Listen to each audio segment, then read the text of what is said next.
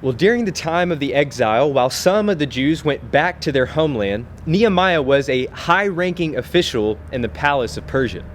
And one day, inside the walls of the palace, Nehemiah received this devastating news. The remnant in the province of Judah who survived the exile is in great trouble and shame. The walls of Jerusalem are broken down, and the gates burned with fire. And as Nehemiah pictured the devastation of his homeland, the collapsed infrastructure, the abandoned homes, the debris and ruin piling up, it says as soon as he heard the news, he sat down and wept and mourned for days. Have you ever received news like that?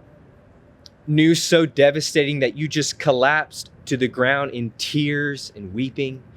News where days or even weeks later it came back to your mind and brought you to tears all over again?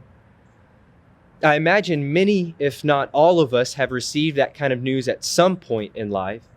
And I'm sure that many, if not all of us in our church and in our community are experiencing something like that right now.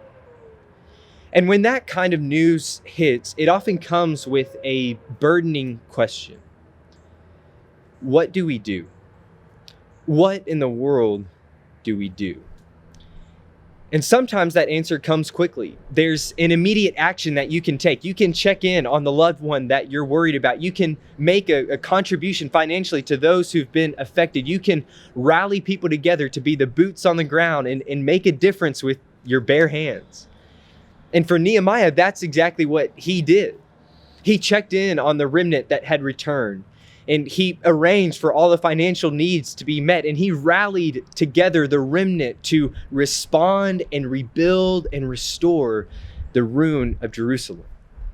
And in just 90 days, despite the challenges within and the opposition without, the walls that were once broken down and burned with fire were built back up and complete. Nehemiah, whose very name means comforted by God, forsook the comfort of the palace to bring God's comfort to his people. And that, of course, is where we all want to be. Whatever it is that's broken down, whether it's the physical damage on the ground or the emotional, spiritual damage in the heart, when that devastating news hits, we want to be the kind of people who respond and rebuild and restore. But for Nehemiah, before Nehemiah did any of this, before the wall was complete, before he ever got to Jerusalem, before he even left the palace in Susa, as soon as he heard the news, Nehemiah writes this: I continued fasting and praying before the God of heaven. It may be that you are looking around at the devastation, wondering, what do I do? And while there are times where we can take some immediate action, there are other times where we don't even know where to start. But no matter the situation, whatever devastating news comes to us throughout life, our initial response and our continued resilience should be to fast, that is, to clear our minds and to pray. To pray fervently before the God of heaven, praying for healing, praying for hope, praying for his hand to be upon us, to respond and rebuild and restore. And in his time, he always will.